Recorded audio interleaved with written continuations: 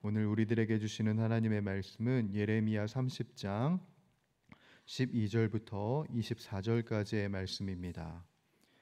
구약 성경 1099페이지에 있는 예레미야 30장 12절부터 24절까지의 말씀을 우리 한 목소리로 함께 읽겠습니다. 여호와께서 이와 같이 말씀하시니라. 내 상처는 고칠 수 없고 내 부상은 중하도다. 내 송사를 처리할 재판관이 없고 내 상처에는 약도 없고 처방도 없도다. 너를 사랑하는 자가 다 너를 잊고 찾지 아니하니 이는 내 악행이 많고 내 죄가 많기 때문에 나는 내 원수가 당할 고난을 내가 받게 하며 잔인한 징계를 내렸도다. 너는 어찌하여 내 상처 때문에 부르짖느냐? 내 고통이 심하도다. 내 악행이 많고 내 죄가 허다함으로 내가 이 일을 너에게 행하였느니라. 그러므로 너를 먹는 모든 자는 잡아먹힐 것이며 내 모든 대적은 사로잡혀 갈 것이고 너에게서 탈취해 간 자는 탈취를 당할 것이며 너에게서 노략질한 모든 자는 노략물이 되리라. 여호와의 말씀이니라. 그들이 쫓겨난 자라 하매 시온을 찾는 자가 없은즉 내가 너의 상처로부터 새 살이 돋게 너를 고쳐 주리라. 여호와께서 말씀하시니라.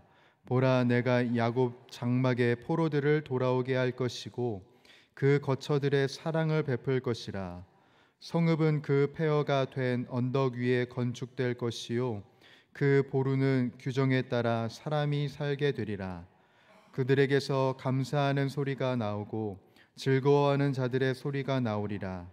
내가 그들을 번성하게 하리니 그들의 수가 줄어들지 아니하겠고 내가 그들을 존귀하게 하리니 그들은 비천하여지지 아니하리라. 그의 조상은 예전과 같겠고 그 회중은 내 앞에 굳게 설 것이며 그를 압박하는 모든 사람은 내가 다 벌하리라. 그 영도자는 그들 중에서 나올 것이요 그 통치자도 그들 중에서 나오리라. 내가 그를 가까이 오게 하리니 그가 내게 가까이 오리라. 참으로 담대한 마음으로 내게 가까이 올 자가 누구냐? 여호와의 말씀이니라. 너희는 내 백성이 되겠고 나는 너희들의 하나님이 되리라. 보라, 여호와의 노여움이 일어나 폭풍과 회오리 바람처럼 악인의 머리 위에서 회오리 칠 것이라. 여호와의 진노는 그의 마음에 뜻한 바를 행하여 이루기까지는 돌이키지 아니하나니 너희가 끝날에 그것을 깨달으리라. 아멘. 우리 기독교 신학의 토대를 만드신 존 칼빈이라는 분이 계십니다. 그분이 작성한 기독교 강요라는 책은 지금 이 순간도 모든 신학자들과 목회자들 뿐만 아니라 우리 모든 성도들에게 좋은 신학의 길을 우리들에게 안내하는데요. 기독교 강요의 첫 번째 챕터는 이렇게 시작을 합니다. 하나님에 대한 지식과 우리 자신에 대한 지식은 상관관계 속에 있다라는 명제를 가지고 시작을 해요. 쉽게 말해서 이런 말입니다. 하나님에 대한 지식을 아는 사람은 자연스럽게 내 자신이 연약한 존재라는 것을 깨닫기 마련이고, 내가 죄가 가득하다는 사실을 알게 된 사람은 결국 은혜의 하나님이 필요하다는 사실에 다다르게 된다라는 것입니다. 그래서 성경은 우리들의 실체를 굉장히 적나라하게 밝혀줍니다. 우리들이 얼마나 죄성에 가득한지, 우리가 얼마나 한계에 부딪히기 쉬운지, 우리가 얼마나 시행착오가 많은 존재인지를 그 실체를 보여주면서 동시에 하나님의 실존을 보여줍니다. 하나님의 은혜가 얼마나 큰지, 우리를 향하신 그 하나님의 사랑이 얼마나 부요한지, 우리를 향하신 그 끝없는 섭리가 얼마나 위대한지를 보여준다는 것이지요. 그래서 우리의 죄, 연약함, 한계를 조명하는 것이 성경일 뿐만 아니라 그런 우리에게 은혜를 베푸시는 하나님이 드러나는 것도 바로 이 성경에서 볼 수 있다. 그러한 상관관계를 통해서 이 현실을 살아가고 있는 우리들이 온전한 신앙의 길로 나아갈 수 있게 한다는 것이 바로 성경인 것이고 성경의 목적인 것입니다. 오늘 본문도 마찬가지지요. 오늘 본문은 남유다가 갖고 있는 실체를 적나라하게 보여줍니다. 그리고 그 실체 속에서 정신을 차리지 못하는 민족을 향하여서 은혜를 베푸시는 하나님을 우리들이 볼 수 있습니다. 사랑하는 주의 권속들, 오늘 이 시간이 말씀을 통해서 나의 연약함을 직면할 수 있을 뿐만 아니라 이 연약함을 넘어서게 하시는 하나님을 바라볼 수 있는 저와 여러분들이 되기를 주님의 이름으로 축복합니다. 오늘 주님께서는 예레미야를 통해서 우리들에게 이 말씀을 주셨는데, 우리 먼저 14절을 함께 읽어보겠습니다. 14절이요, 시작. 너를 사랑하던 자가 다 너를 잊고 찾지 아니하니 이는 내 악행이 많고 내 죄가 많기 때문에 나는 내 원수가 당할 고난을 내가 받게 하며 잔인한 징계를 내렸도다. 아멘. 14절은 앞으로 남유다에게 닥칠 심판을 말하는 것이고요. 이 심판의 주체가 다른 누구가 아니라 하나님이시다라는 게 보여집니다. 특별히 여러분 14절에 너를 사랑하던 자는 어떤 사람들이냐면 남유다의 동맹군을 말하는 거거든요. 당시에 이 남유다는 남유다뿐만 아니라 이 고대 근동 세계는 지금 바벨론이 계속해서 세력을 떨치고 있던 때였습니다. 그랬던 때라서 바벨론에게 귀의해서 힘을 키우던 사람들도 있던 나라도 있던 반면에 동시에 이 바벨론을 어떻게든 억제하려고 했던 나라들도 있었는데 바로 남유다가 그 바벨론을 억제하던 나라 중에 하나였고요. 그리고 남유다와 함께 동맹을 맺었던 네 나라가 있습니다. 5군데인데 남유다, 에돔, 모압, 암몬, 그리고 베니게로 통칭되는 두로와 시돈 등이 바벨론을 어떻게든 억제해 보려고 동맹을 맺었습니다. 그렇지만 바벨론이 남유다를 쳐들어왔을 때 이 동맹군이 아무런 도움도 주지 않습니다. 참으로 무색하지요. 우리가 어떻게든 바벨론을 억제해보자라고 모였는데 정작 남유다에게 쳐들어왔을 때, 바벨론이 쳐들어왔을 때 아무도 돕지 않았다는 겁니다. 아마 남유다가 속수무책으로 당하는 것을 보니 그들 나라도 위태하다고 생각했기 때문이 아닐까라고 추측을 해보고요. 근본적인 원인은 무엇이냐면 바벨론을 통해서 각 나라의 죄를 심판하시고자 하는 하나님의 주권이 더 강했기 때문에 그들은 옴짝달싹 할 수 없었습니다. 이러한 하나님의 심판 앞에 남유다가 크게 상처를 입었습니다. 그때 남유다의 반응은 어땠느냐 하면은 15절인데요. 15절도 함께 읽어봅니다. 시작. 너는 어찌하여 내 상처 때문에 부르짖느냐? 내 고통이 심하도다. 내 악행이 많고 내 죄가 허다함으로 내가 이 일을 너에게 행하였느니라. 아멘. 남유다가 어찌됐든 하나님을 아는 민족 아니겠습니까? 그래서 하나님에게 하소연하기 시작을 하죠. 하나님 너무 아파요. 너무 괴로워요. 너무 힘듭니다. 라고 내 상처가 너무 아프다고 부르짖습니다. 그런데 정작 안타깝게도 여러분 14절을 보게 되면 이게 징계라고 했거든요. 그렇죠? 하나님의 징계라고 했습니다.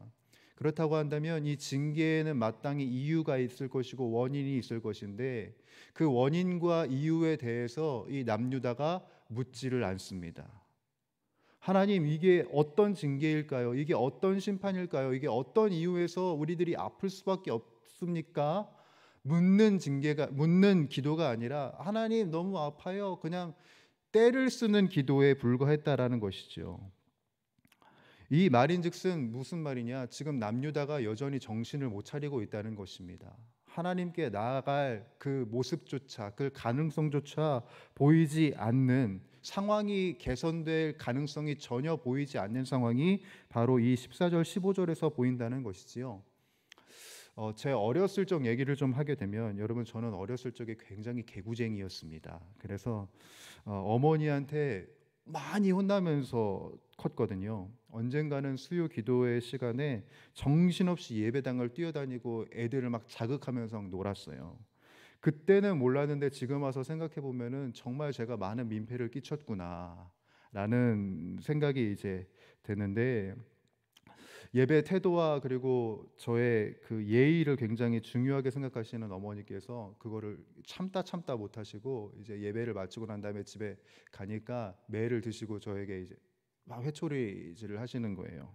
그러시면서 제 매를 이렇게 때리시고 난 다음에 저에게 물으시죠. 너 뭘 잘못했어? 그때 제가 뭐라고 대답했겠습니까? 일단 잘못했어요라고는 말은 했는데 뭘 잘못했는지 모르겠는 거예요.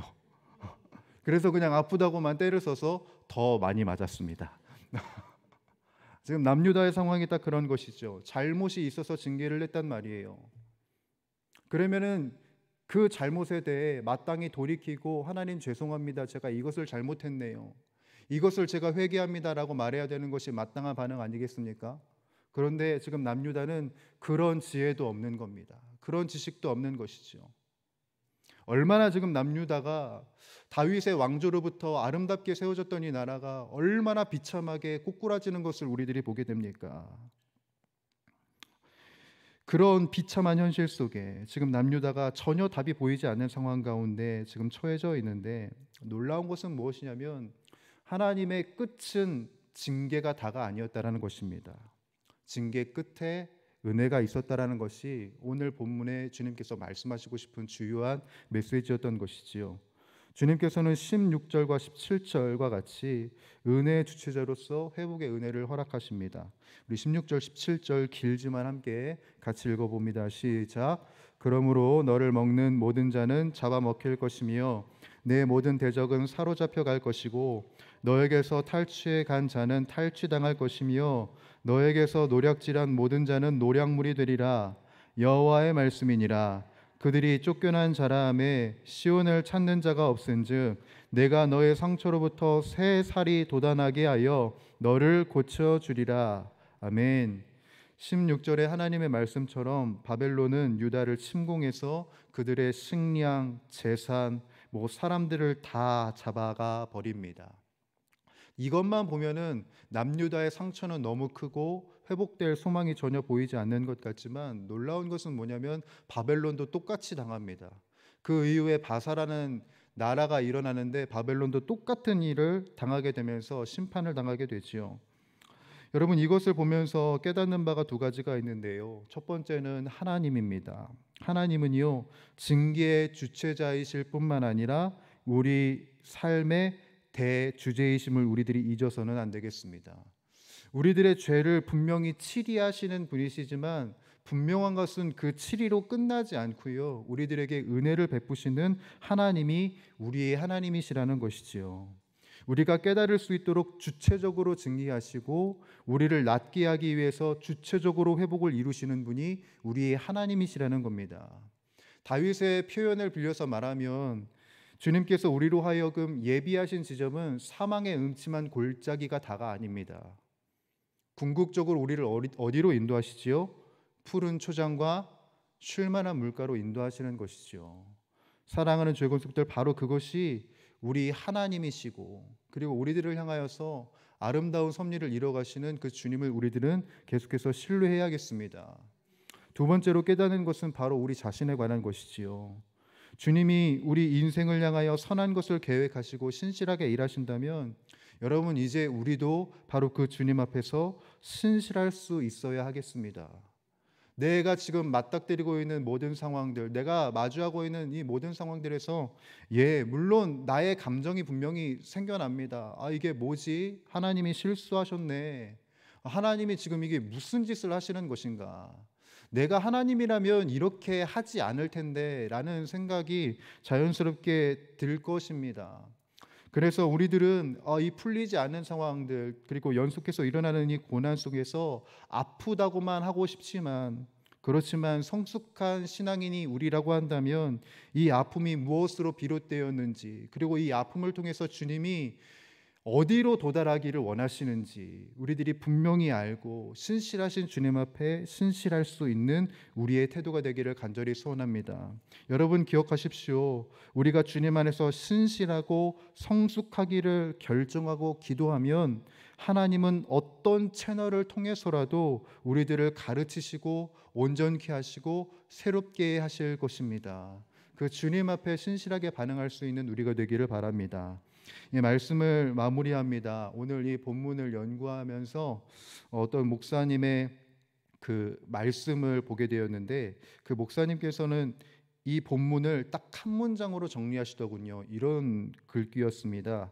문제는 우리에게 있고 해결은 하나님에게 있습니다. 여러분, 문제를 일으키는 자는 늘 우리지만, 그렇지만 해결을 이루시는 분은 하나님이십니다. 우리들은 문제를 일으킬 수밖에 없는 현실과 이 상황 속에 놓여 있지만, 이 현실을 견인하시는 주님의 그 문제 해결의 하나님이 바로 우리의 하나님이십니다. 그 하나님을 신뢰하는 우리 모두가 되기를 간절히 소원하고요, 주님의 실존 안에 잠기어서 오늘도 기쁨을 만끽하는 저와 여러분들이 되시기를 주님의 이름으로 간절히 축복합니다. 함께 기도하겠습니다. 사랑이 많으신 우리 주 하나님 아버지, 오늘도 우리들의 삶에 은혜를 허락하시고 귀한 역사를 이루어주시니 너무나도 감사합니다. 하나님, 하나님의 선하신 뜻과 이 섭리 속에서 우리들이 온전히 자라갈 수 있기를 간절히 소원하고, 주님께서 뜻하신 그 지점을 온전하고 아름답게 걸어갈 수 있기를 간절히 소원합니다. 그것을 위해서 성령의 충만함을 구하며 또한 주님의 지혜를 구하옵나니, 주여 우리들이 이 삶을 승리하며 살아갈 수 있도록 주님의 능력을 허락하여 주시옵소서. 내 스스로 이 상황을 해결할 능력이 없으니, 내 스스로 이 죄악과 이 한계를 넘어설 힘이 없으니 주여 도와주시옵고, 보혈의 은총으로 성령의 도우심으로 우리들 앞에 있는 벽을 아름답게 넘어설 수 있는 우리 용인영락교회의 모든 권속들이 다 되게 하여 주시옵소서. 함께하여 주실 줄 믿사오며 우리 주 예수 그리스도의 이름으로 간절히 기도드리옵나이다. 아멘. 우리 주님 가르쳐 주신 기도 함께 드리도록 하겠습니다. 하늘에 계신 우리 아버지, 아버지의 이름을 거룩하게 하시며 아버지의 나라가 오게 하시며 아버지의 뜻이 하늘에서와 같이 땅에서도 이루어지게 하소서. 오늘 우리에게 일용할 양식을 주시고 우리가 우리에게 잘못한 사람을 용서하여 준 것 같이 우리 죄를 용서하여 주시고 우리를 시험에 빠지지 않게 하시고 악에서 구하소서. 나라와 권능과 영광이 영원히 아버지의 것입니다. 아멘. 이 시간 우리 합심하여 간구하며 기도하도록 할 때, 주님, 우리들을 향하신 그 주님의 선하신 뜻 섭리를 알 수 있도록 성령으로 충만하게 하여 주시옵소서. 이 상황, 이 사건, 이 시간 속에 우리들이 어떻게 기도해야 할지 마땅히 기도할 바를 알게 하여 주시옵고, 우리들의 인생에 모든 것을 합력하여 선을 이루시는 그 하나님을 깊이 경험하는 이 한날이 되게 하여 주옵소서. 우리 가정을 위하여서 기도할 때 예수님을 믿지 않는 가족, 우리 친척들이 있습니다. 그들의 상황을 주장하여 주시옵고 주님을 영접하는 기회가 속히 열릴 수 있도록 도와주시옵소서. 우리 교회를 위하여서도 기도하겠습니다. 한 주간 진행될 모든 사역들을 통하여서 이 시간, 이 지역에, 이 세대에 선한 영향력을 끼치게 하여 주시옵고, 특별히 이번 주 토요일부터는 우리 유치부 여름 성경학교가 있습니다. 성경학교의 주제처럼 여호와 라파, 치유하시는 하나님을 우리 모든 자녀들이 경험케 하여 주시옵고, 소망 되신, 능력 되신 주님의 백성으로 살아가는 귀한 은혜가 있게 하여 주시옵소서. 세우신 담임 목사님에게 성령의 지혜와 능력을 더하여 주시고 교회를 온전히 이끄실 수 있도록 도와주시옵소서. 나라와 민족을 위하여서도 기도하겠습니다. 창조의 질서를 부정하는 비성경적 법률이 계속해서 제정될 조짐이 보입니다. 이것들이 제정되지 않게 하시고 대통령을 비롯한 모든 위정자들이 하나님을 경외하게 하여 주시옵소서. 또한 우리들의 기도가 필요한 연약한 지체들을 위해서, 그리고 여러분들이 가지고 나오신 기도 제목을 우리 하나님께 아뢰며 간구하며 기도하도록 하겠습니다. 사랑이 많으시고